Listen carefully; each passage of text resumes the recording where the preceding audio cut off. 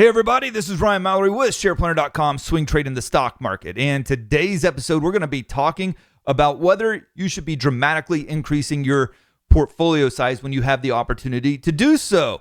And today's episode comes from a person who's been working for a company, recently had to quit the job and take a severance package, whether or not to take that severance package and add it to his portfolio, his swing trading portfolio. So I think it's a pretty good question that I think a lot of people, maybe not from a severance package standpoint, but just in a sense of it may come across a lot of money. Maybe it's from a tax refund, maybe it's from a death in the family or something.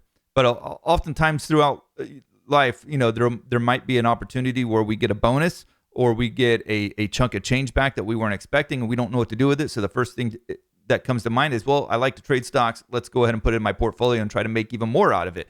And is that the right decision?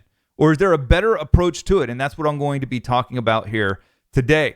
Now, a little bit of housekeeping. I'm going up on my 500th episode. I'm halfway to the number of episodes that I would like to do for this particular podcast, at least.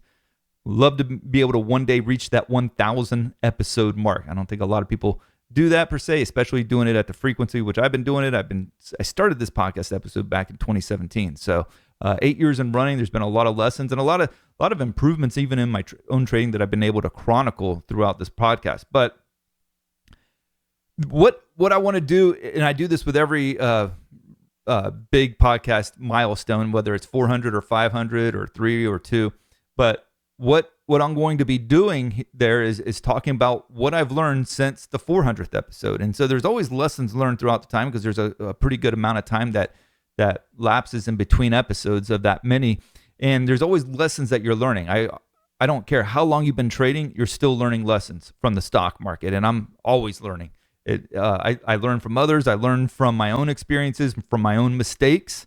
And I think there's always areas that if you're reflective, you can see where you've been able to improve and some of the lessons that you've been able to learn during that time. So make sure to listen next week to that particular podcast episode. Now, I don't like to give people I don't like to use people's real names in my podcast. I always give them a fake Florida redneck name just because you never know in 10, 15 years whether they really want their name associated with the podcast. So I don't want them to have any regrets for having written the podcast at a much earlier time. So I give them a good Florida redneck name. This one's going to be Butch. There's a lot of Butches that I knew growing up. And so Butch, he writes, I left my AI company that I was working for under political pressure, debating taking my severance pay, about $70,000 after taxes, and adding it to my swing trading portfolio. Corporate politics sucks, man. Thoughts? You don't have to answer here, but maybe it would be a good topic for the podcast. Well, obviously, I'm doing the latter. I think it makes a great topic for this podcast episode. And one of the things that I would say, and I'm not going to spend too much time on this, but corporate politics is absolutely the worst. I was in corporate America not a long time, under a decade. I was out of college. I started working for a defense contractor, and I hated it. I mean, I remember doing all the things that they tell you to do, and you could save the company, $3 million, and they'll give you a 3% pay raise, and you're like, golly, I saved you all this money, and I'm getting, not even sometimes 3%. Sometimes it's like, oh, here's a 1.5% bonus and your pay stays the same next year. I mean, it was just brutal. And you knew that they were making tons of money hand over fist, and they still are, but they don't value their employees. And I think that's one of probably the most difficult parts of corporate America is they don't value their employees now. And you're seeing that where companies are choosing, buybacks in their, like Apple or any of those mega cap stocks, Nvidia, they're buying back their stock rather than maybe investing it in their own employees and really trying to promote them. I mean, that's not all the case. I mean, you see the other extremes where Meta is paying people like their professional athletes like $250 million. So there's definitely both sides of the coin there that you have to consider. But it is the worst. I think when there's so much at stake, particularly in these AI companies, there's a lot more cutthroat mentality that they're dealing with. And obviously Butch is dealing with that here in the AI company that he's working with and having to leave over political pressures does stink. Now, he has a $70,000 severance pay, which I think a lot of people never will see that much money in a severance package in their lifetime, which is awesome. If you're looking for a silver lining, I don't think ever having to quit a good job is a good thing, but there's opportunities of what to do with the $70,000. Maybe it's to pay the bills, but in this case, he's looking at adding it to a swing trading portfolio. Now, is that a good idea? I think a lot of it has to do with perspective. You have to have the right perspective on it. If you're dealing with $1 million portfolio, is a $70,000 increase going to be all that dramatic for you? It's about 7% increase. So I don't think that's a massive increase right there. I don't think that's a bad idea, because you're not talking about dealing with an insanely large amount of money versus what you already had in the portfolio. But if you're talking about a $10,000 portfolio and you're going to say, hey, let's go from 10,000 now to 80,000 by increasing it by 70, that is pretty dramatic. I mean, you're 8xing or 7xing your portfolio. That's going to introduce a whole lot more problems for you as a trader. And even if you're going from like 50,000 and adding another 70,000, you're still doubling the size of your portfolio. And I think still there's some pressures that come with that. So we want to be cognizant of that. We don't want to act like it's not a big deal.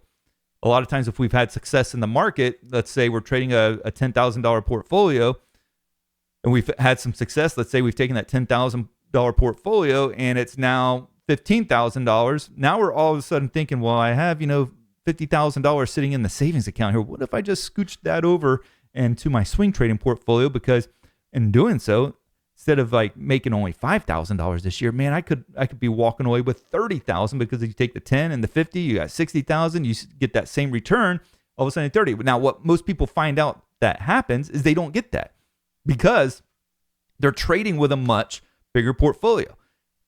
And as a result, there's more emotions. There's more emotional connection to that capital. That's why it's so easy for traders when they're paper trading to be successful, because they don't have anything at stake. And if you start off with $1,000 in your portfolio, you're probably not going to have too much of a problem going YOLO on your portfolio. And then if you get like a 50% return, you're going to think, well, man, did you see that? I got a 50%. Obviously, I know what I'm doing here. So then all of a sudden, they add a lot more to their portfolio, and they take that same mentality and approach, and then their emotions are all out of whack. They're making bad trading decisions, both when they're getting in and how they're getting out, and everything just blows up in their face. And that's what we got to try to avoid as traders. We don't want our trading to blow up in our face. And one of the surefire ways to do that, outside of managing the risk, is rapidly increasing your portfolio size. So I don't know how much this particular person is trading with. I don't know if it's a $10,000 account, a $100,000 account, or $1 million account. It's much easier to go from 100,000 to 170,000 from a mental standpoint than it is from 10,000 to 80,000 from a mental standpoint, because the emotions are going to be so much larger, because you're making such a big percentage leap in terms of how much assets are under your management. So you have to be careful with how much you're doing with that. So here's what happens. When you're dealing with losses, you're much more likely to be emotional about those losses. So you were trading before with a $10,000 account. Let's say you were putting 20% on each trade. That's 2% or $2,000. And if you take a 5% loss on that particular trade, actually, let's just say it's a 10%. It makes the math a whole lot easier. If you take a 10% loss on that trade, you've lost $200, right? It's something that you can recover from, that, you could probably recover from with relative ease. Maybe you make that in a single day from a work standpoint. So you're not sweating that too much.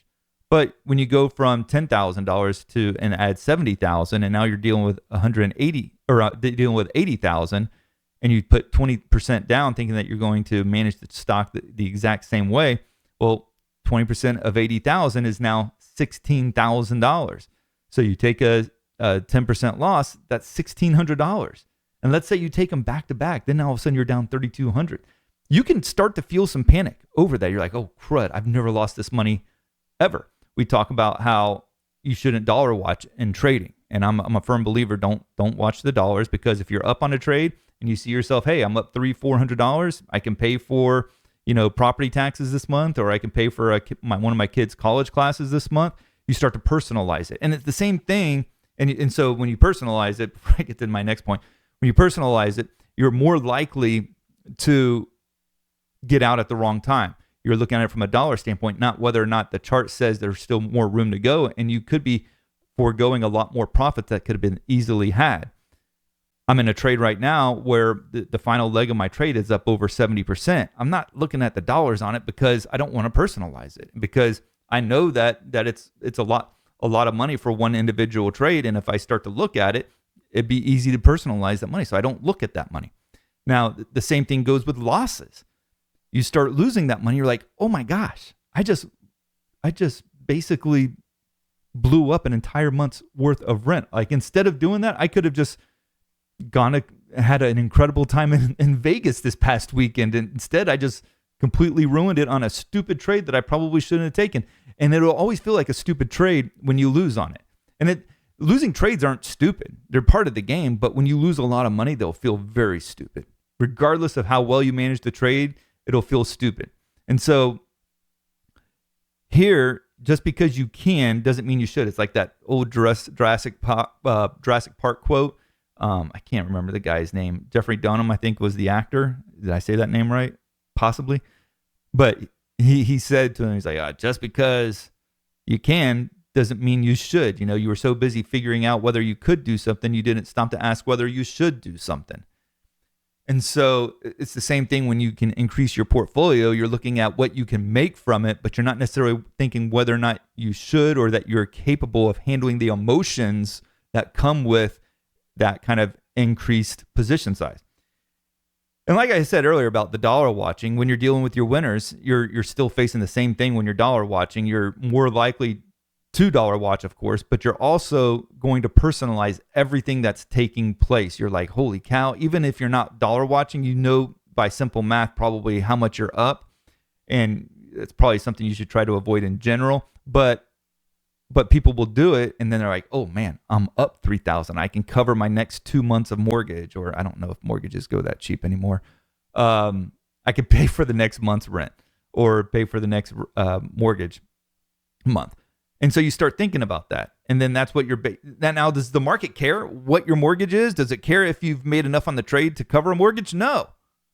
And so even when you're dealing with winners, you may be foregoing greater profits just because you have an emotional tie to the dollar amount that trade is now worth. So that is why I'm not a huge fan of rapidly increasing your portfolio size. And so whether you're dealing with winners or losers, there's a lot of emotional decision-making that can impact your trading when you're going overnight, increasing your portfolio by a large amount.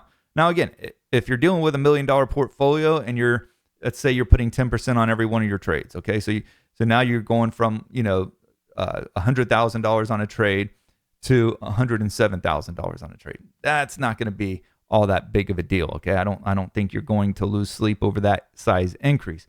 But there's a good chance that we're not dealing with $1 million portfolio, that we're dealing with something that's far less, and it would be a significant amount to trade with versus what Butch was trading with before. And if that's the case, he's got to recognize the fact that there's a lot more emotion that's going to be creeping into his trades. And like I said, you got to keep the emotions out of the trade as much as possible. Can it be completely kept out? No, but you got to be able to recognize it though too when it does creep in. I think that's one of the things that I excel at, is that it's not that emotions stay out of my trades. I feel emotions just like anybody else, but I think I recognize when those emotions are coming into it, because I can look at the charts, the technical analysis, and I can honestly ask myself, is this something that I should be basing my trade off of? Is the charts confirming what the emotions are that I'm feeling? And most of the time it's not. And so I need to go off of the charts. One of the other things that I would recommend if you're trying to figure out the emotional side, as well as everything else that comes with trading, is my Self-Made Trader course. This is my flagship course. It details, and it's just something I just recently launched, details everything that I know about trading over the last 30 years. Everything that I've learned, I've put it into this course. And it's over 25 hours of training videos. It's a lot. It's very, very intense. Not everybody's going to be able to handle it. But if you're serious about swing trading, if you're serious about getting the most out of your swing trades and really being able to maximize your talents as a swing trader, I really think this course is for you. Check it out. You can go to shareplanner.com. You'll see at the top there will be a thing that says Trading Academy. You click on that, you go to the Self-Made Trader, and you see if that course works for you. I think you'll like it if you're serious about swing trading and you want to really maximize your potential. That's the course for you. So, any case, let's get back to the podcast episode. I don't want to talk about that forever, but I see this a lot, this mentality of wanting to rapidly increase. I've gotten it a lot on this podcast where I'll get the emails about, hey, I'm starting with, $100 of trading. And there's not a lot that you can do with $100 in terms of the number of shares that you can buy, because a lot of stocks trade for well over $100. But they're talking about, okay, but this time next year when I get my tax return, I'll go from $100 to $3,000. Now, is that considered the same kind of dramatic increase? No, because it's still considered a small portfolio, though I would try to be really good at maybe trading with the $100. I mean, if you can succeed with that $100, you set yourself up. And again, I think $100 is kind of rough to start with, but if you can start with a few $100 or $1,000, and then you can increase it to $3,000. Remember, when you're trading with really small dollar amounts, your goal is not to get rich.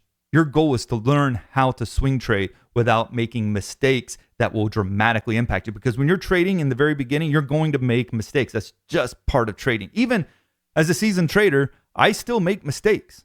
Okay. And usually I catch them now, but I still make mistakes along the way. It could be something as simple as I should have put a limit order, but I accidentally put a market order. You see it on the charts all the time too. When you see some fat finger order from an institution that crushes a stock out of nowhere for no reason at all. So it's better to make mistakes with small accounts. And the other thing I would say, it's not that you can't eventually go from like a $10,000 or a $20,000 account to a $80,000 or a $90,000 account by increasing your portfolio by $70,000. But it's probably better to do that incrementally. So what I mean by that, let's say, for instance, you're working with a $10,000 portfolio. Well, jump it up to $15,000. Okay, so now you've increased it from $10,000 to $15,000. Yes, you still got $65,000. There's plenty of money market accounts out there right now. Can't say about this for the future, but for right now, it's paying 4%. So you can still be making money on that while you're trying to gradually get familiar with the larger position sizes. Because, and I've used this illustration for jumping in at market or trying to call market bottoms and referring to it as testing the water with both feet. But in the same way, dramatically increasing your position size is like testing the water with both feet too.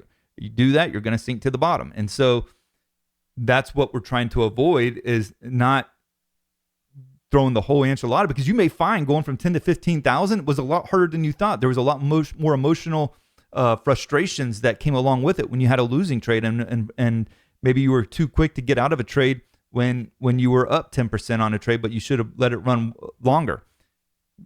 That's things that you can find out along the way without having to find out that same lesson by trading with $70,000 more. Instead, you're finding it out by just increasing it by $5,000. If you don't feel the emotions behind it and you're doing pretty well, and after let's say 4 or 5 months, yeah, go ahead, increase it some more. I still wouldn't go up to 70,000, but I could see where you could want to increase it some more. Go up maybe by another 10,000 or 15,000 and just gradually increase it. Time is on your side.